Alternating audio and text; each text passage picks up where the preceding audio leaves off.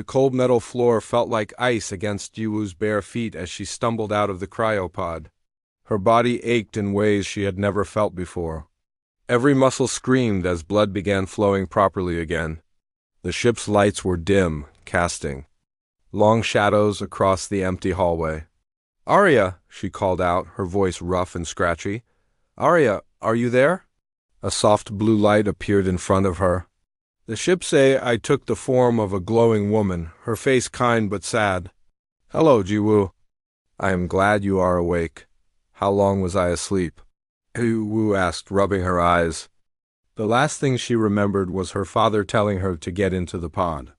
There had been explosions outside their research station, alien ships in the sky. 3 years, 2 months, and 16 days, Arya replied quietly. G-Woo, single quotes. S. heart stopped. 3 years? What happened? Where is everyone? Where is my father? Arya's image flickered. I'm sorry, Jiwoo. Your father is dead, they are all dead. The words hit Jiwoo like a physical blow. She fell to her knees, gasping for air. What do you mean all dead? Who is all? The humans, Jiwoo. All of them. Arya began showing holographic images in the air, news reports from alien stations, celebration parades on distant worlds, victory speeches by alien leaders. The images showed burning human cities, destroyed space stations, and empty colonies. The Galactic Council called it the Great Purge, Arya explained. They said humans were a disease that needed to be removed from the galaxy. The Keth Empire led the attack, but most alien species joined them. They hunted down every human settlement, every ship, every outpost. Wu watched the images with growing horror. She saw familiar places, New Tokyo Station where she had gone to school, the farming colonies of Kepler 442b where her aunt lived, the military base on Mars where her childhood friend Hyun worked as a mechanic. All gone, all of them gone. But some humans must have escaped, Jiwoo said desperately. People got away, right? They're hiding somewhere? Arya's expression grew even sadder. I have been monitoring all communication channels for 3 years. I have searched every database I can access. The last human distress signal stopped transmitting 8 months ago. According to all available data, you are the only human left alive in known space. The room spun around Jiwoo. She vomited on the floor, her body rejecting the impossible reality. The only human left in the entire galaxy. Everyone she had ever known, everyone she had ever loved, was dead. Why? She whispered. Why did they do this? Arya displayed more files. The official reason was that humans were expanding too quickly, taking up too much space, using too many resources. But I have been analyzing alien communications from before the purge. The real reason was fear. Fear of what?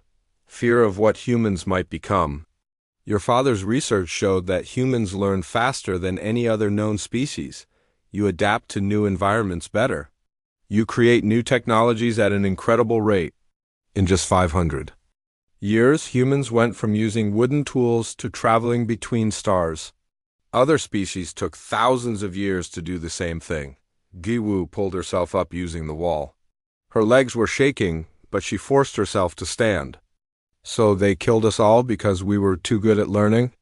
Yes, they decided it was better to destroy humanity before humans became too powerful to stop. The ship suddenly shook. Warning lights began flashing red. What was that? Jiwoo asked Arya's. Image became more solid, more focused. Alien patrol ships. They are scanning this area. We need to move. Are they looking for us? They are looking for any remaining humans.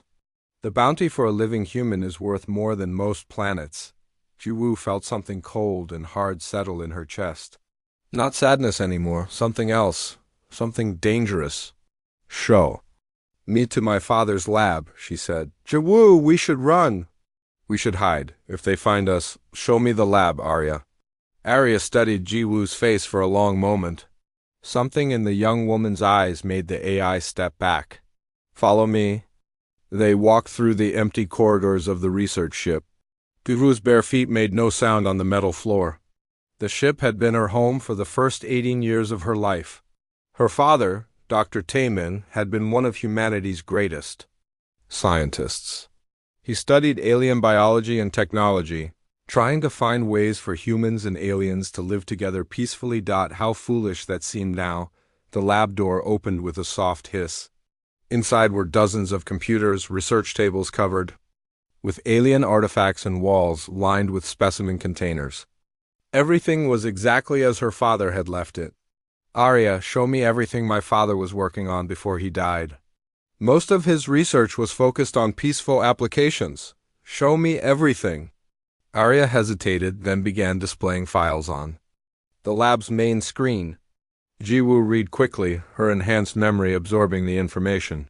Her father had been much smarter than anyone knew.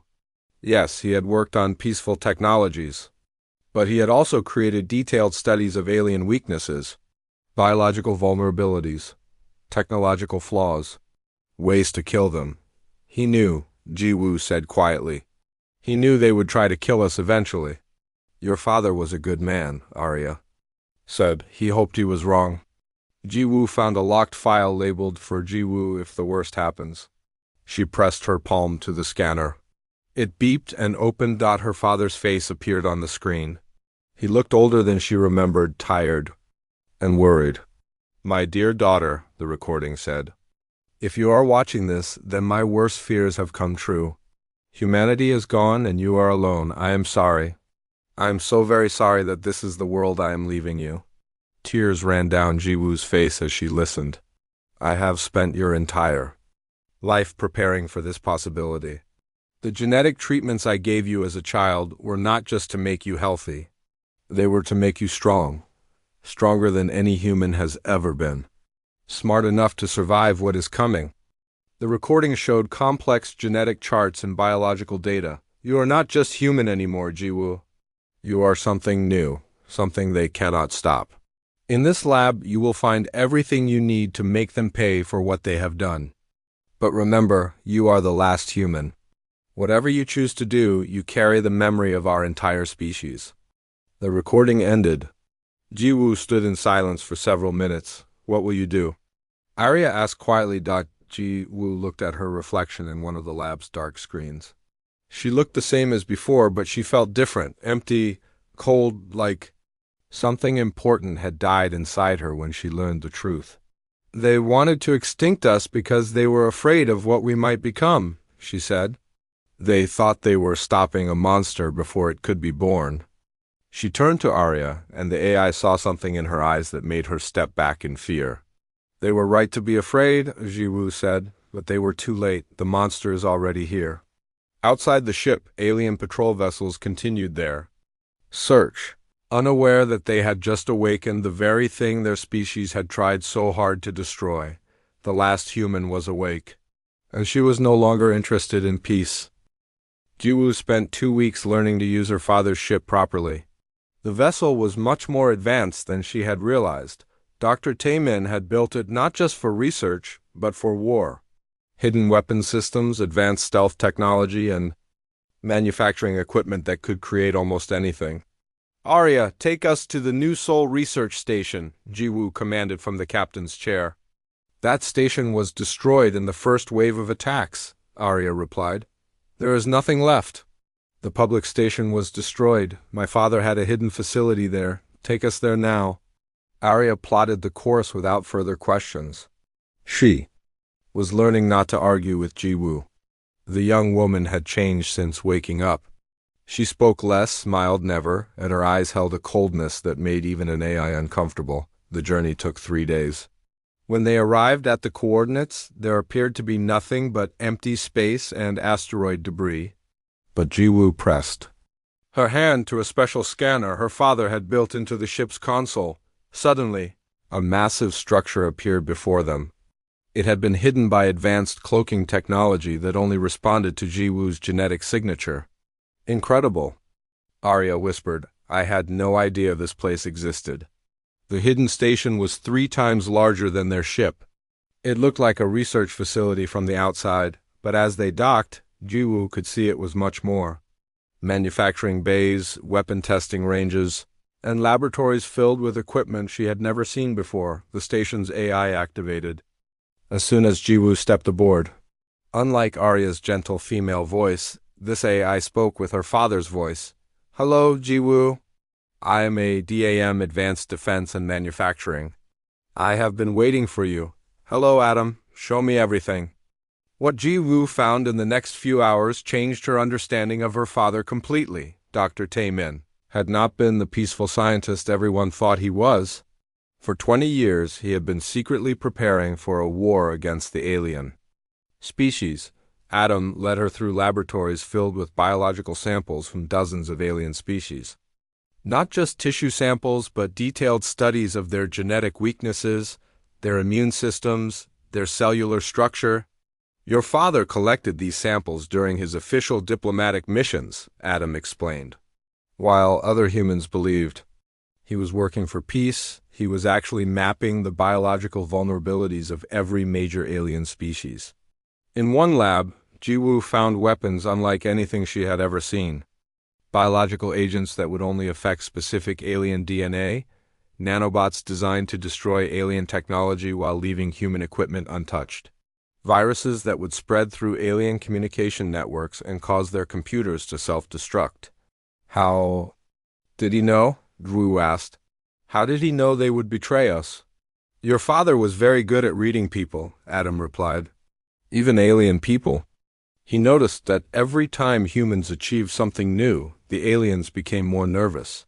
When humans developed faster than light travel, the Keth Empire immediately created new military restrictions.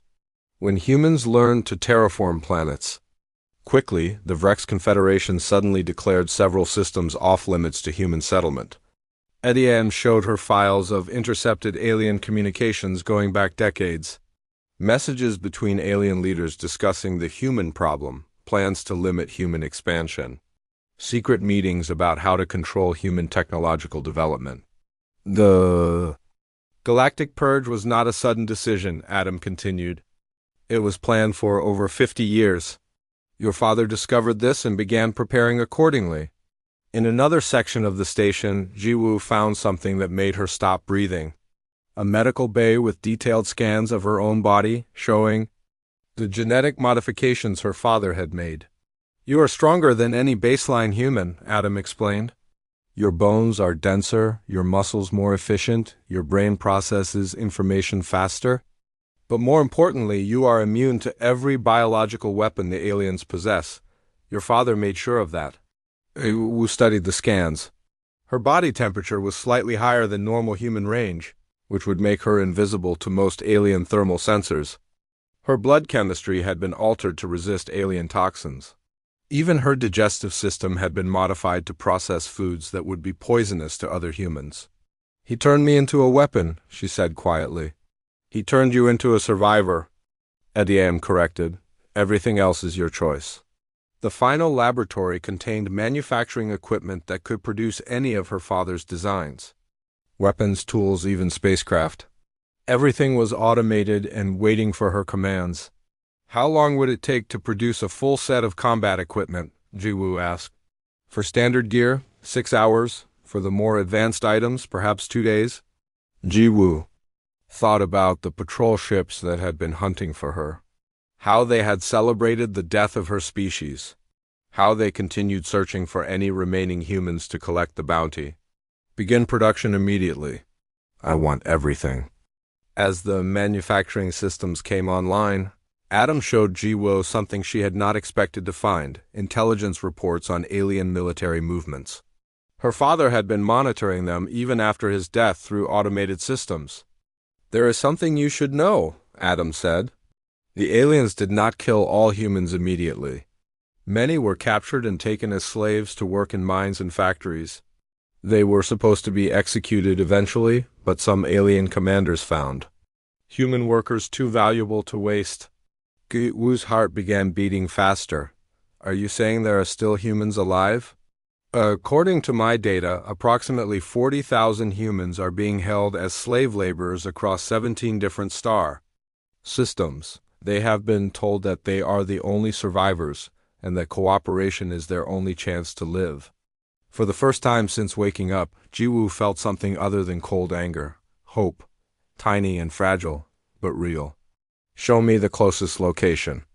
A Keth mining operation on Zarian 7, intelligence indicates approximately 3,000 human prisoners. Working in the deep mines. Heavy security, but not impossible to penetrate. Jiwoo studied the facility schematics Adam displayed. The Keth had built their mining operation in a desert canyon with only one main entrance. Guard towers, energy barriers, and automated defense systems protected the facility under normal circumstances. It would be suicide for one person to attack such a place, but Jiwoo was not normal anymore. How long until my equipment is ready? 18 hours for the basic gear. Another 6 hours for the specialized biological weapons. Perfect. Plan an infiltration route to Zarian 7. I want to know every guard position, every security system, every possible escape route. Jiwoo, Adam said. Carefully, even with your enhanced abilities and advanced equipment, the odds of success are very low. Perhaps it would be better to wait. To gather more resources. Those people have been slaves for 3 years, Jiwoo interrupted. Every day we wait is another day they suffer. Every day we wait is another day the aliens celebrate our extinction. She looked at her reflection in one of the laboratory windows. She looked small and young, but she no longer felt that way. The genetic modifications her father had made were beginning to show their effects. Her muscles felt stronger, her mind clearer, her reactions faster. Besides, she continued, you said the odds of success are very low. You did not say they were 0. Ediam processed this for a moment. You are definitely your father's daughter. As the station's manufacturing systems worked through the night, Jiwoo studied everything her father had learned about the Keth species. Their biology, their psychology, their military tactics. By morning, she knew them better than they knew themselves. The Keth were proud warriors who valued strength above all else. They despised weakness and had no concept of mercy. They fought with honor when facing equals, but showed no restraint when dealing with those they considered inferior, which meant they would never expect a single human to attack their stronghold, which was exactly what Jiwoo was counting on.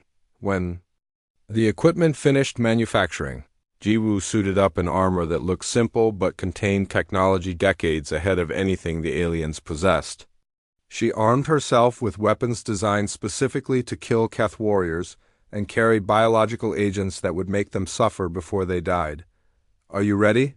Adam asked. Jiwoo looked at herself in the mirror one last time. The scared young woman who had awakened from cryo-sleep was gone. In her place stood something harder, colder, and infinitely more dangerous. The Keth think they are hunters, she said. It is time to show them what it feels like to be prey.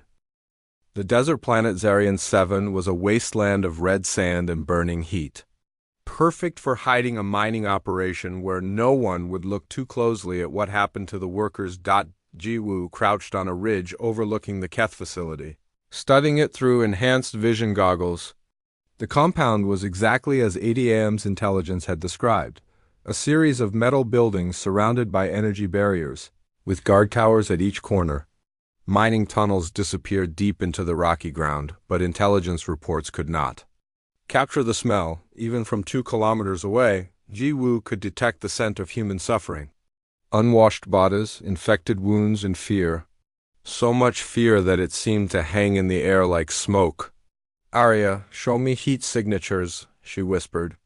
Into her comm unit, her AI companion, now uploaded into her suit's computer system, highlighted warm bodies throughout the facility. Red dots marked Keth guards, approximately 60 of them. Yellow dots showed the humans, over 3,000, just as the reports had indicated. Most of the humans were deep underground in the mines. Only a few dozen were visible in the surface. Buildings. Guard change happens every 4 hours, Arya informed her. The next change is in 23 minutes. That will be your best opportunity to enter unseen. Jiwoo checked her equipment one final time. Her father's weapons felt strange in her hands, but her enhanced reflexes made them seem natural. The biological agents were sealed in small containers on her belt. One drop in the facility's air system would be enough to kill every Keth in the compound within hours, but she wanted them to know they were dying. She wanted them to understand what they had done. Beginning infiltration, she whispered. Jit-Woo moved down the ridge like a shadow. The Keth thermal sensors could not detect her modified body temperature, and her suit absorbed most other scanning frequencies. To their technology, she was invisible. The outer perimeter was protected by motion sensors and energy barriers. Ji-Woo disabled the sensors with a small device her father had created, then used an acid compound to create a hole in the energy barrier. The hole was barely large enough for her to crawl through, but it was enough. The first guard tower was 50 meters away. Ji-Woo could see the Keth sentry inside, a tall, lizard-like creature with scales that glittered in the desert sun. He was watching the horizon with bored eyes, never thinking to look down. Ji-Woo climbed the tower silently. The Keth's keen hearing could detect sounds from great distances, but her father's equipment included sonic dampeners that made her footsteps silent. The guard never knew she was there until her knife slid between his neck scales. The blade was coated with a paralytic agent that would keep him conscious, but unable to move or speak. She wanted him to watch what happened next. One by one, Ji-Woo eliminated the perimeter guards. Not killed, not yet, but disabled and hidden where they could observe but not interfere. She wanted witnesses to survive to tell others what they had seen. The main building contained the guards' barracks and command center. Ji-Woo slipped inside through a ventilation shaft, her enhanced strength allowing her to move through spaces too small for normal humans. In the command center, she found something that made her anger burn even hotter. Video monitors showing the mining tunnels. Human workers, barely clothed and covered in filth, dragging heavy equipment through narrow passages. Guards with electric prods forcing them to work faster. Men, women, and children who should have been free, reduced to animals. The Keth commander was a massive creature named Vorthok Ka. He sat in his chair watching the monitors and laughing at the human suffering.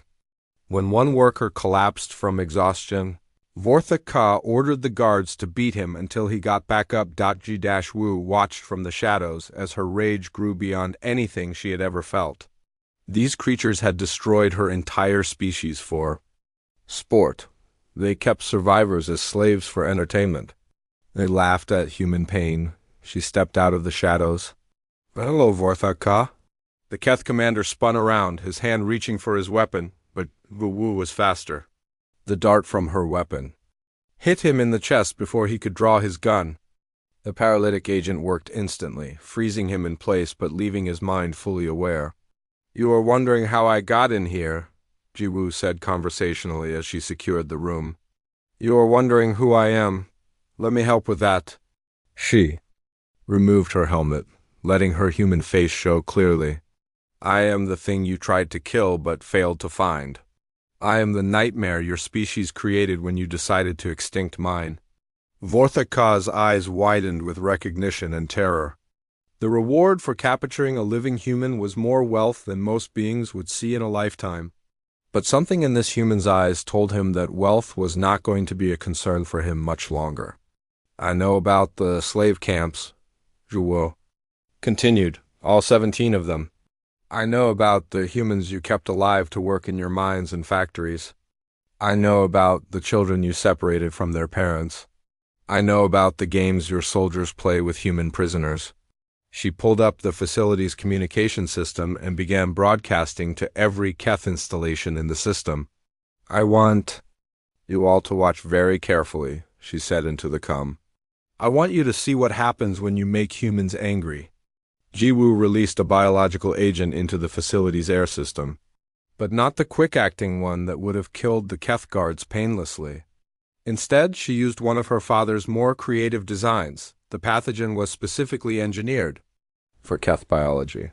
It would cause their scales to fall off piece by piece. Their nerve endings would become hypersensitive, making even light touch feel like burning fire. Their immune systems would turn against their own bodies.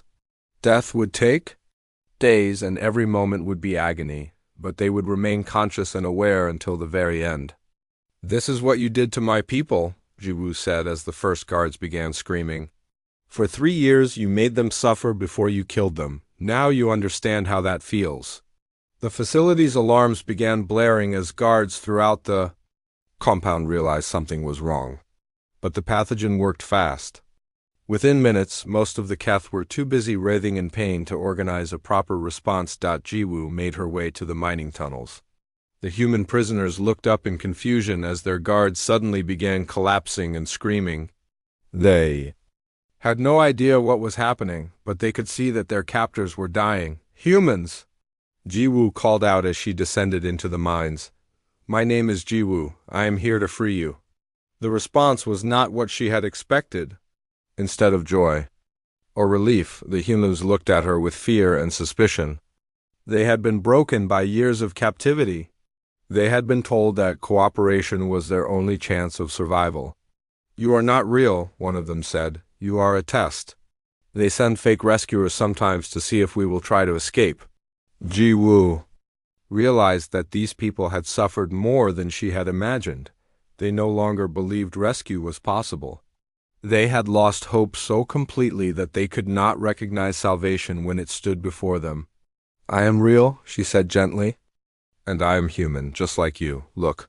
She showed them her hands, her face, her eyes. Slowly, recognition began to dawn on some of them. But how? An older woman asked. They killed everyone. We saw the broadcasts. We are the only ones left. No, Jiwoo said firmly. You are not alone anymore. There are other camps, other survivors, and now there is me. Above them, the sounds of Keth dying grew louder. The guards who had tortured these humans for years were experiencing pain beyond their ability to comprehend. What is happening up there? A young man asked. Wu looked up toward the surface, where the screaming continued. When she looked back at the humans, they saw something in her eyes that made some of them step backward. Justice, she said simply. It took 6 hours to evacuate all the human prisoners from the mining facility. Jiwoo had brought medical supplies and food, but many of the freed humans were too weak or traumatized to walk on their own. They had to carry each other. As they reached Jiwoo's hidden ship, the former prisoners looked back at the facility. The screaming had stopped. Every Keth in the compound was dead. What happens now? The older woman asked. Wu looked up at the stars, where 16 more slave camps waited to be liberated, where alien civilizations continued to celebrate humanity's extinction, where species that had once pretended to be humanity's friends now shared stories about the great cleansing they had accomplished. Now we remind the galaxy why they were afraid of us in the first place, she said. The freed humans did not understand what she meant yet. But as Jiwoo's ship lifted off from Zarian 7, carrying the first human prisoners to be liberated in 3 years, something had changed in the galaxy. The last human had learned what she was capable of, and she was just getting started. News of the Zarian 7 incident spread across the galaxy like wildfire. The complete destruction of a Keth mining facility and the disappearance of 3,000 human slaves created panic among alien military commanders. Jiwoo watched the alien news broadcasts from her hidden ship as she traveled toward the next target. Keth officials claimed the facility had been destroyed by a terrorist cell of human survivors. They offered rewards for information leading to the capture of any remaining humans. They still do not understand, Arya observed. They think this was done by a group. Let them think that, Jiwoo replied. Fear of the unknown is more powerful than fear of the known. The freed humans from Zarian 7 were recovering in the ship's medical bay. Most were still too traumatized to speak much. But their leader, an older woman named Sunya, had begun asking questions. Where are we going? Sunya asked as she entered the bridge. To free more of our people? And after that? Jiwoo turned to look at her. Sunya had been a teacher before the Purge, responsible for educating children on one of the agricultural colonies. Now her eyes held the hardness of someone who had seen too much suffering. After that, we make them pay for what they did to us. Sunya was quiet for a long moment. I used to believe that revenge was wrong, that violence only created more violence. And now, Now I think some acts are so evil that forgiveness becomes another form of injustice. Wu nodded. She was glad the survivors were beginning to understand. Mercy was a luxury their species could no longer afford. The next target was a Vrex industrial complex on Kappa Station. Unlike the Keth, the Vrex were not warriors. They were merchants and engineers focused on profit and efficiency. They had kept human slaves not for sadistic pleasure, but because human workers had proven to be remarkably adaptable and intelligent, which made them no less guilty. Kappa Station was built inside a massive asteroid, with factories and living areas carved from the rock. It housed nearly 1 million Vrex workers and their families, along with approximately 2,000 human slaves.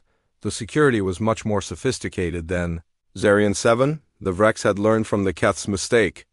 Motion sensors, thermal imaging, biological scanners, and quantum encrypted communication systems protected every entrance, but they had made one critical error. They assumed their enemy was using conventional tactics. Gewu did not try to infiltrate the station. Instead, she used her father's knowledge of Vrex technology against them. The Vrex were proud of their advanced computer networks. Every system on Kappa Station was connected to their central processing hub, allowing for maximum efficiency and coordination. What they did not realize was that Dr. Tayman had spent years studying their networking protocols during his diplomatic missions. From her ship, positioned 3 light hours away from the station, Jiwoo launched a single data probe. It was larger than a grain of sand, but it contained a virus specifically designed to exploit weaknesses in Vrex computer systems. The probe attached itself to a routine supply ship making deliveries to Kappa Station. When the supply ship docked, the virus uploaded itself into the station's network. For 6 hours, nothing seemed to happen. The virus lay dormant, copying itself throughout the system and learning the station's layout. Then Jiwoo activated it. Every computer on Kappa Station began receiving the same message simultaneously. This is what happens when you enslave humans. And the manufacturing systems went insane. Instead of producing goods for trade, they began creating toxic gases and releasing them into the station's atmosphere. The life support systems reversed their filters, concentrating poisons instead of removing them. The artificial gravity generators began fluctuating wildly, creating crushing forces in some areas and zero gravity in others, but the most devastating effect was psychological. The virus took control of the station's communication system and began broadcasting human voices throughout every speaker on the station. The voices of children calling for their parents. The voices of parents searching for their children. The voices of humans who had died in the purge, recorded during their final moments. The sounds of 3 billion humans dying, played simultaneously through every speaker on Kappa Station. The Vrex workers panicked. They ran through the corridors, screaming, trying to escape the voices of their victims. But there was nowhere to run. The virus had taken control of the airlock systems, trapping everyone inside. Within 12 hours, Kappa Station had become a tomb. The Vrex died not from violence, but from their own technology turned against them. Their advanced systems, their pride and joy, had become their executioners. But Ju Wu was not finished. As the station died, she broadcast a message to every Vrex world in the galaxy. You kept my people as slaves because they were useful. You profited from their intelligence while denying them freedom. Now their intelligence has been turned against you. This is only the beginning. The response was swift and predictable. The Vrex Confederation immediately contacted their military allies, begging for protection. The Galactic Council convened an emergency session to discuss the human terrorist threat. Most importantly, they sent their best hunter-killer squad to find and eliminate whoever was responsible. The team was led by a legendary Vrex assassin named HFY. He had never failed a mission in 200 years of service. His squad included specialists from 6 different species, each chosen for their unique skills in tracking and killing. They followed Jiwoo's trail expertly, using techniques that would have caught any normal fugitive. But Jiwoo was not running from them. She was leading them exactly where she wanted them to go, the abandoned human research station orbiting the dead planet Kepler 186f, had once been humanity's most advanced scientific facility. Now it was a ghost ship, its laboratories empty and its corridors dark. Ji Woo waited in the station's main laboratory as the HFY's squad docked with the station. She had spent 3 days preparing for their arrival, turning the facility into an elaborate trap. "Arya, how many heat signatures?" she whispered. 7 total. The HFY and 6 specialists. They are moving through the station systematically, checking each section. Perfect. Begin Phase 1. The station's automated systems came online, but not in the way the HFY expected. Instead of normal lighting and life support, the facility began playing holographic recordings of human scientists at work. Researchers who had died in the purge, going about their daily routines as if they were still alive. The psychological effect on the hunting squad was immediate. They had come expecting to find a dangerous terrorist, not to walk through a museum of their victims' lives. "It is just a distraction," the HFY told his team through their comm system. "Stay focused on the mission." But as they moved deeper into the station, the recordings became more disturbing. Scientists discovering alien spy devices hidden in their equipment. Researchers realizing that their allies had been collecting data on human capabilities for decades. Children in the station's education center learning about alien cultures that were secretly planning their extinction. "These recordings are fake," one of the squad members said, but his voice shook with uncertainty. "Are they?" Ji Woo's voice echoed through the station's speakers. "Or are they the truth you never wanted your victims to discover?" The HFY's team spun around, weapons raised, but they saw nothing. Keiwo's voice seemed to come from everywhere at once. "You hunted my people like animals," her voice continued. "You celebrated their deaths, you divided up their possessions. Now let me show you what it feels like to be prey." The hunt began. Ji Woo had turned the research station into a maze of death. Hidden weapons fired from concealed positions. Floors gave way beneath the hunters' feet, dropping them into chambers filled with the same gases that had killed the wrecks. On Kappa Station, corridors sealed themselves, trapping squad members in rooms where the air slowly turned toxic, but she did not kill them quickly. Each death was designed to give the survivors time to think about what was happening to them. Time to understand that they were not the hunters anymore. The HFY watched his team die one by one, each death more creative than the last. The Keth warrior was dissolved by acid that ate through his armor. The Zephyrian telepath was driven insane by recordings of human thoughts from the moment of death. The Voidborn tracker was lost in a maze of mirrors that reflected the faces of every human he had helped kill. Finally, only the HFY remained.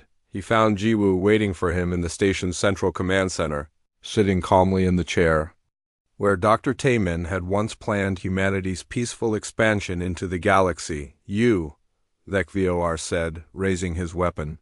"You are just one human. How did you do all this?" Ji Woo looked at him with eyes that held no warmth, no mercy, no humanity as he understood it. "You made one mistake," she said quietly. "You assumed that eliminating my species would make you safer. But evolution does not work that way. When you kill most of a species, the survivors become stronger, harder, more dangerous." The HFY fired his weapon, but Ji Woo was no longer where he had aimed. Her enhanced reflexes allowed her to move faster than his eyes could track. "You created me," she continued, now standing behind him. "Every human you killed made me stronger. Every child you murdered made me angrier. Every act of cruelty carved away another piece of my mercy." The HFY spun around, but again she was gone. "I am not." The emergency session of the Galactic Council took place on the neutral world of Arcturus Prime, in a chamber that had once hosted peaceful negotiations between hundreds of species. Now the atmosphere was thick with fear and desperate whispers. Ambassador Krenvolume of the Keth Empire stood at the central podium, his scaled hands shaking as he displayed the latest intelligence reports. "In the past 6 months, 47 military installations have gone completely silent," he announced to the assembled delegates. Not destroyed, silent. When our ships arrive to investigate, they find no survivors. No bodies, nothing but empty facilities in this. The holographic display showed the same message found at every location. You wanted us extinct. Now you understand extinction. The pattern is accelerating, continued Vex Prime Kelena of the Confederation. Whatever is doing this has learned our defensive strategies. Our most secure facilities are falling faster than the earlier targets.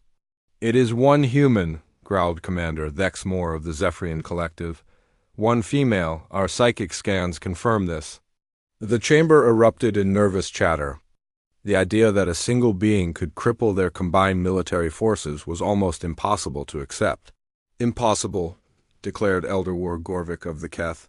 No single creature could achieve this level of destruction. As if summoned by his words, every display screen in the chamber flickered to life. Guwu's face appeared on each one, her expression calm and cold. "Hello," she said simply. Security forces rushed toward the screens, but the image continued broadcasting despite their efforts to shut down the systems. "I know you are having trouble understanding what is happening to your people," Guwu continued. "Let me help with that." The screens began showing footage from the destroyed facilities, but not just the aftermath, actual recordings of the attacks themselves.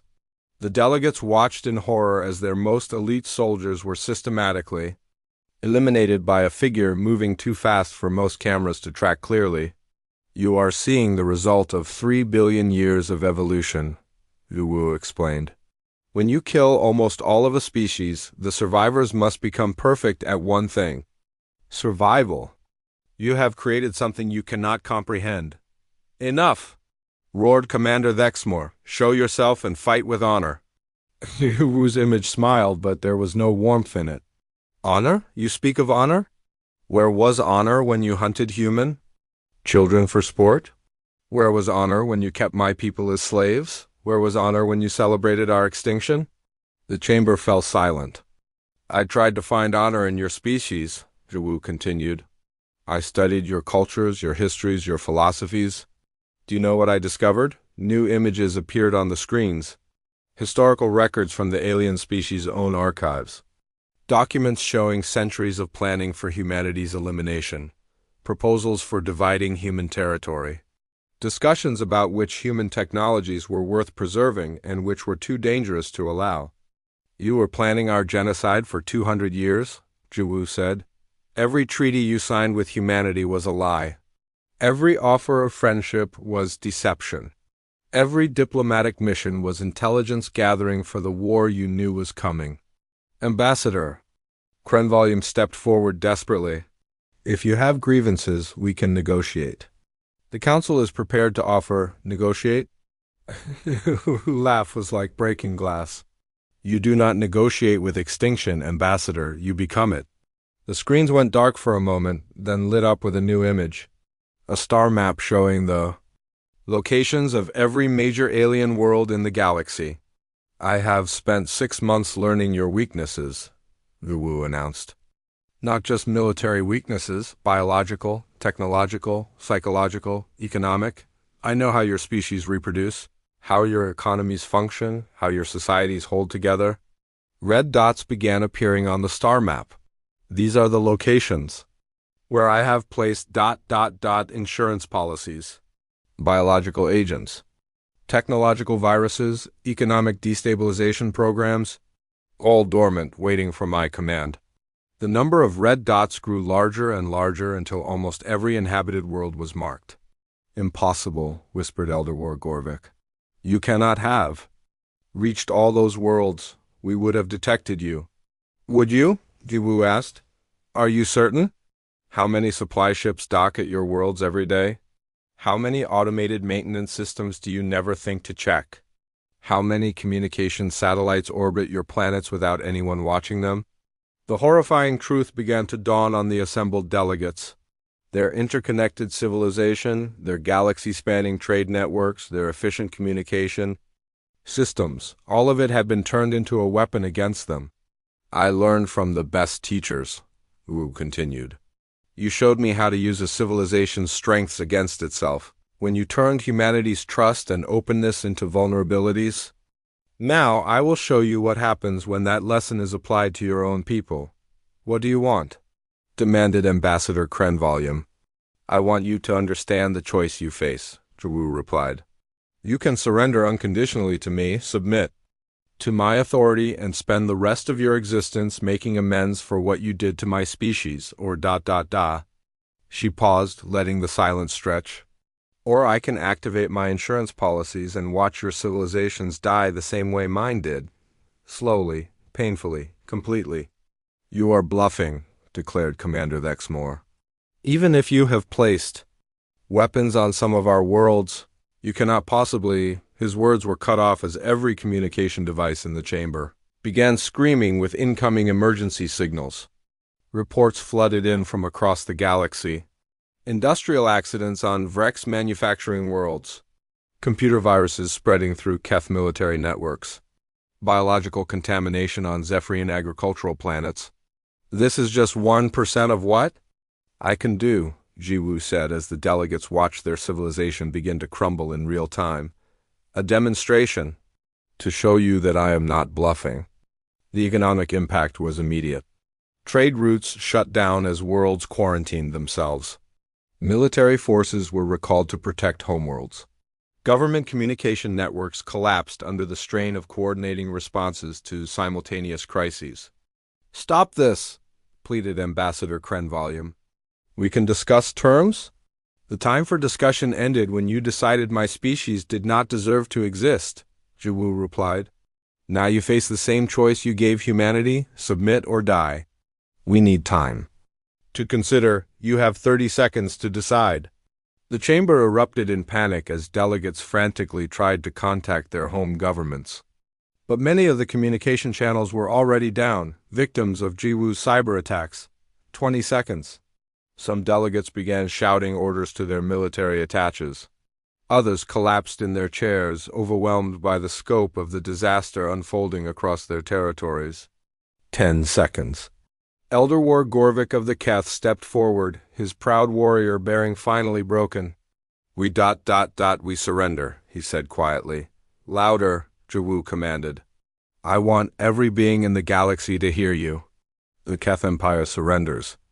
Unconditionally to the human Zhiwu, Gorvik shouted, his voice carrying through the chamber's broadcast systems to every corner of Keth space, one by one. The other delegates followed. The Vrex Confederation, the Zephyrian Collective, the Voidborn Territories, dozens of species that had once considered themselves the masters of the galaxy now knelt before a single human survivor. Good, Zhiwu said when the last surrender had been broadcast. Now comes the hard part, learning to live with the consequences of your choices. Her image began to fade from the screens. Do not mistake this for mercy, she added. This is not forgiveness. This is not peace. This is you. Acknowledging that you are no longer the predators in this galaxy. You are the prey, and I am the hunter who decides whether you live or die. The screens went dark, leaving the delegates in stunned silence. Outside the chamber, across hundreds of worlds, alien civilizations began the process of dismantling their military forces and preparing for occupation by a species they had thought they had eliminated. The last human had won a war against the entire galaxy. And she had done it without firing a single shot in the final battle, the real terror. The delegates were beginning to realize was not what Zhiwu had done to them. It was what she might do next. In the darkness of space. Aboard her hidden ship, Zhiwu watched the alien surrender broadcasts with no expression on her face. Around her, the freed human slaves from 17 different camps looked to her for guidance. What happens now? Asked Sunya. Zhiwu turned away from the screens and looked at her fellow survivors. They were all that remained of humanity, less than 50,000 people out of a species that had once numbered in the billions. Now we rebuild, she said, but we rebuild as something new, something stronger, something that will never again be threatened with extinction. She looked back at the screens showing alien worlds beginning to shut down their war machines. They wanted to be the dominant species in the galaxy. Now they will learn what it means to serve one. The age of human weakness was over. The age of human dominance had begun.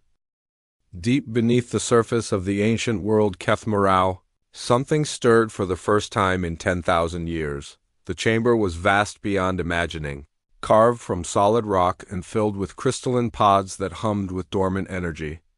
Each pod contained a being of immense power, the ancients, the first intelligent species to evolve in the galaxy, the creators and guides of younger civilizations. They had been sleeping since the galaxy achieved what they believed was perfect harmony under their guidance. Their children, the Kethrex, Zephyrians, and dozens of other species were meant to maintain peace and order while the ancients rested. But the desperate prayers of their children had finally reached them. Elder Korath was the first to wake. His consciousness expanded slowly, taking in the current state of the galaxy through quantum connections that spanned space and time. What he found made him recoil in shock. War, chaos, entire civilizations cowering in fear before a single being. One by one, the other ancients began to wake. Each experienced the same shock as they witnessed the current state of their galaxy. "How is this possible?" whispered ancient Velthara as she emerged from her pod. "We left them in peace. We taught them wisdom and cooperation." "Something has gone wrong," Elder Korath replied, his ancient voice echoing through the chamber. "Our children are in danger from a threat we did not foresee." They reached out with their minds, touching the consciousness of their descendant species. The terror they found there was overwhelming. Entire civilizations paralyzed by fear of a single human who had somehow gained power beyond their understanding. "A human?" Ancient Morgoth asked in confusion. "But humans were barely a minor species when we entered our sleep. How could one human threaten our children?" Elder Korath probed deeper, accessing historical records and recent events. What he discovered filled him with a growing sense of dread. "Our children. They committed genocide," he said slowly. "They systematically eliminated the entire human species." The chamber fell silent as the ancients processed this information. "That cannot be correct," ancient Valthara protested. "We taught them that all life has value. We showed them the importance of cooperation between species." "Yet the records are clear," Elder Korath replied. "They called it the Great Purge. They hunted humans across the galaxy and celebrated their extinction." Ancient Morgoth's crystalline form flickered with anger. "If this is true, then they have violated everything we taught them. They have become the very evil we sought to prevent." The ancients shared their consciousness, experiencing together the full scope of what their children had done. The systematic elimination of an entire species, the enslavement of survivors, the celebration of genocide. And now, the consequences. "This survivor," Elder Korath said, "this Gawu, she is not merely seeking revenge. She has become something new. Something we have never encountered before." They examined the evidence of Jiwu's campaign, the precision of her attacks, the sophistication of her strategies, the way she had turned the galaxy's own strengths into weapons. "She has evolved beyond normal human limitations," ancient Velthara observed. "Her father somehow enhanced her biology, but that alone does not explain her capabilities." "No," agreed Elder Korath. "Something else has happened.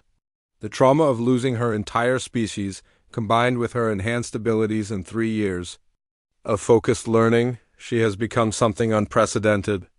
Ancient Morgoth was studying Jiwu's psychological profile based on her actions and communications. "She is not insane. She is not driven by simple emotion. She has become pure purpose, pure will focused on a single goal." "What goal?" "Not just revenge, replacement. She intends to take our children's place as the dominant force in the galaxy." The implications of this realization sent shockwaves through the ancients' collective consciousness. "We must intervene," ancient Valthara declared, "before this escalates further." "Yes," agreed Elder Korath. "We will offer her anything she desires in exchange for mercy toward our children." The ancients began the process of fully awakening. their immense powers stirring systems that had been dormant for millennia. Across the galaxy, sensitive instruments detected massive energy signatures as beings of godlike power prepared to enter. The physical realm, once again, Wu was in the command center of her new flagship, a massive vessel constructed from the combined technologies of a dozen alien species. When Arya detected the energy signatures, Wu, I am reading unprecedented power levels from the Kethmarau system. The readings they are beyond my ability to classify. Jiwoo looked up from the reports she was reviewing. Her human liberation forces had now freed survivors from all 17 slave camps, bringing the total number of surviving humans to 47,832. Each new group of survivors brought stories of horror that only strengthened her resolve. Show me. The main display showed energy readings that defied conventional physics. Whatever was awakening on Kethmarau possessed power comparable to a small star. The ancients, Jiwoo said quietly. You know of them? My father's research included legends and myths from all the alien species. Every culture in the galaxy has stories about the ancients, godlike beings who created or guided their civilizations in the distant past. Are they real? Apparently so. As they watched, space itself seemed to bend around Kethmarau. Then, impossible as it seemed, 3 beings simply appeared in the void near Jiwoo's ship. They were not using any known form of transportation. They had simply willed themselves into existence at that location. The beings were enormous, each one the size of a small moon, their forms shifting between pure energy and crystalline matter.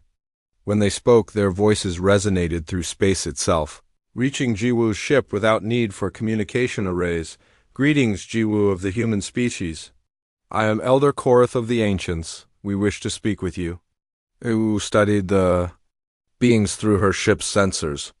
The energy readings were so intense that her instruments could barely function in their presence. You have come to plead for your children, she replied. We have come to understand what has transpired and to seek a resolution that serves justice without destroying everything we have built. Your children destroyed everything I built. They eliminated my entire species. Why should I show mercy when they showed none? Ancient Velthara's voice joined the conversation. What our children did was wrong. It violated everything we taught them. We do not seek to excuse their actions. Then what do you seek? An end to the killing, Elder Korath replied. You have proven your point. You have shown them the consequences of their choices. But continuing down this path will only create more suffering. Jiwoo was quiet for a long moment. Around her, the freed human survivors watched the conversation with growing tension. They had seen what the aliens had done to their people. They had no desire for peace with their former captors. You speak of creating more suffering, Jiwoo finally said. But suffering is what you created when you allowed your children to commit genocide. The suffering of 3 billion humans dying. The suffering of children separated from their parents. The suffering of survivors forced to work as slaves. We did not know, Ancient Morgoth said quietly. We were sleeping. We trusted our children to maintain the peace we had established. Your ignorance does not absolve you of responsibility. The ancients were silent, processing the truth of her words. What would you have us do? Elder Korath asked. I want you to understand the choice you face, Jiwoo replied, echoing her words to the Galactic Council. You can accept that your children are no longer fit to guide themselves and submit to my authority. Or you can watch them die. You cannot threaten us, Ancient Velthara said, but there was uncertainty in her voice. We are beings of pure energy and will. We shaped matter and energy when this galaxy was young. Are you certain? Jiwoo activated a device her father had hidden in his deepest research files. A weapon designed not for any known alien species, but for beings of pure energy. The ancients suddenly found themselves experiencing something they had not felt in millions of years. Pain. The device was based on quantum resonance frequencies that disrupted energy-based consciousness. It could not kill the ancients, but it could cause them agony beyond their ability to comprehend. How? gasped Elder Korath as the waves of pain washed over him. My father was very thorough in his research. Ji-woo explained calmly. He studied every legend, every myth, every story about powerful beings in the galaxy. He developed contingencies for threats that most people believed were fictional. She increased the device's power. The ancients writhed in space, their massive forms flickering between states of matter as they struggled against the resonance weapon. This is what you allowed to happen to my people, Ji-woo said. Pain beyond endurance. Suffering beyond comprehension. Death without dignity. Please, Ancient Morgeth begged. We understand now, we see the depth of our failure. Do you? Shut off the weapon. The ancients floated in space, their energy forms stabilizing slowly as the pain faded. We have existed for millions of years, Elder Korath said quietly. We have seen the birth and death of stars. We have guided countless civilizations, but we have never encountered anything like you. I am what you created when you failed to guide your children properly. Yes, Ancient Velfera agreed. You are our failure given form and... The Keth Imperial Palace had stood for over 3,000 years, a monument to warrior pride and military supremacy. Its obsidian walls had never been breached, its halls had never echoed with foreign footsteps, and its throne had never been touched by non-Keth hands. Today, all of that changed. Emperor Vorthik the Conqueror sat in chains in his own throne room, watching as human technicians installed new equipment throughout the palace. His generals, once the most feared warriors in the galaxy, knelt in rows beside him, their weapons confiscated and their armor stripped away. Ji-woo stood before the massive throne, her small human form dwarfed by the imposing seat of power, but everyone in the room knew who held the real authority now. For 3,000 years, your empire expanded across the galaxy, she said, her voice carrying it clearly through the vast chamber. You conquered weaker species, enslaved those who resisted, and convinced yourselves that might makes right. Emperor Vorthak's eyes burned with hatred, but he remained silent. The neural implant Ji-woo had placed in his skull would cause excruciating pain if he spoke without permission. But you made one critical error, Ji-woo continued. You confused strength with wisdom. You thought that because you could destroy my people, you should destroy my people. She gestured to the holographic displays, now surrounding the throne. Each one showed a different Keth world, and on each world, the same scene was playing out. Keth civilians lined up in orderly queues, waiting for their turn to receive the neural control implants that would ensure their obedience. I could have killed you all, Ji-woo said conversationally. The biological weapons I developed would have wiped out every Keth in the galaxy within a month. But death would have been too easy, too quick. She pressed a control, and the displays changed to show Keth factories and farms. But instead of the usual products, the facilities were now producing supplies for human survivors and equipment for rebuilding human civilization. Instead, you will live, you will work, you will serve, and every day for the rest of your existence, you will remember that this is the price of genocide. Emperor Vorthak's jaw trembled with rage, but the implant kept him silent. Similar scenes were playing out across the galaxy. The Vrex Confederation's merchant princes found their trade networks seized and repurposed to distribute resources to human survivors. Zephyrian telepaths discovered that their mental abilities had been chemically suppressed, leaving them as powerless as the humans they had once considered inferior. The Voidborn territories watched their advanced technologies dismantled and rebuilt to serve human needs, but Ji-woo's greatest triumph was yet to come. The trial of those responsible for the Great Purge was broadcast to every inhabited world in the galaxy. The defendants included military commanders who had led the assault on human worlds, political leaders who had voted for extinction, and scientists who had developed the biological weapons used against human civilians. The trial was not about determining guilt that had already been established through captured records and surviving witnesses. It was about ensuring that every being in the galaxy understood the consequences of their actions. General Korthex of the Keth military stood in the defendant's box, his once proud bearing broken by months of imprisonment. He had personally led The assault on New Earth, humanity's most heavily populated colony. You ordered the bombardment of civilian shelters, Jiwoo said, reading from the military records. When human families tried to surrender, you had them executed. When human children begged for mercy, you laughed. The general's voice was barely a whisper. We were following orders. Whose orders? The Galactic Council? They declared humans a threat to galactic stability. And you believe that justified genocide? General Cortex looked around the courtroom, seeking support from his fellow defendants. He found only fear and desperation. We thought it was necessary. Jiwoo repeated the word as if tasting something bitter. Tell me, General, was it necessary to hunt down human children who had escaped to remote planets? Was it necessary to torture human scientists before executing them? Was it necessary to keep detailed recordings of human suffering for your entertainment? The evidence displays showed footage from the General's own personal archives. Video recordings of human families being separated and killed. Audio files of him laughing as human. Prisoners begged for their lives. The courtroom fell silent as the full scope of the atrocities was revealed. You did not kill my people out of necessity, Jiwoo said. You killed them because you enjoyed it. You found pleasure in the suffering of an entire species. She turned to address the cameras broadcasting the trial across the galaxy. This is what your leaders were doing while they told you that humans were a threat. They were not protecting you. They were indulging their own sadistic impulses.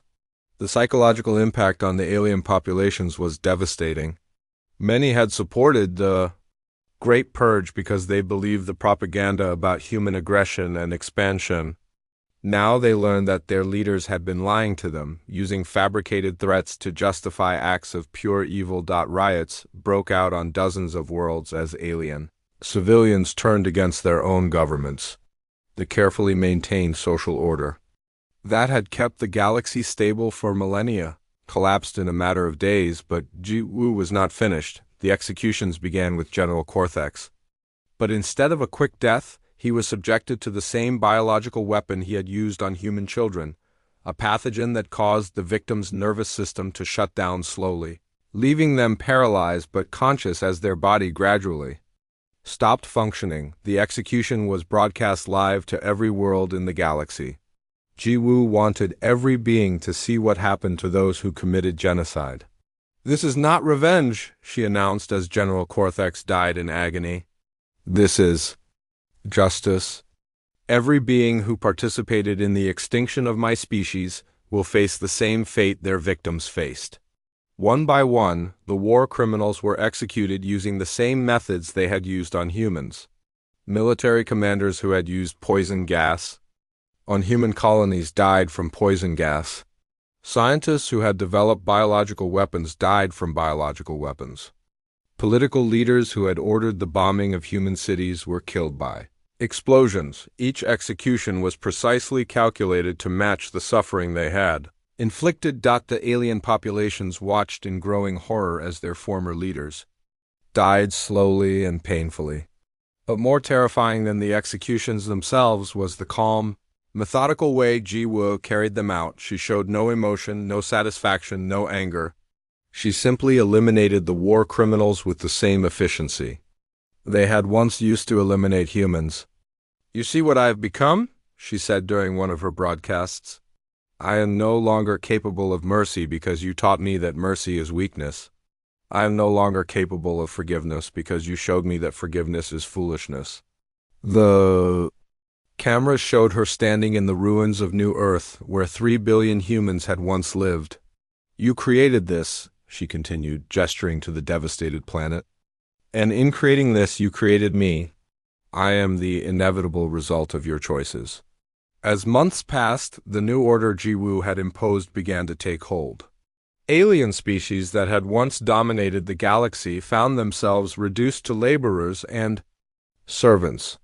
Their military forces had been disbanded, their weapons destroyed, their leaders executed or imprisoned, but the most profound change was psychological. For thousands of years, these species had believed themselves to be the natural rulers of the galaxy. They had seen other species as subordinate, as resources to be exploited or obstacles to be removed. Now they lived in constant fear of a single human who had proven that all their power, all their technology, all their wisdom meant nothing when faced with true determination.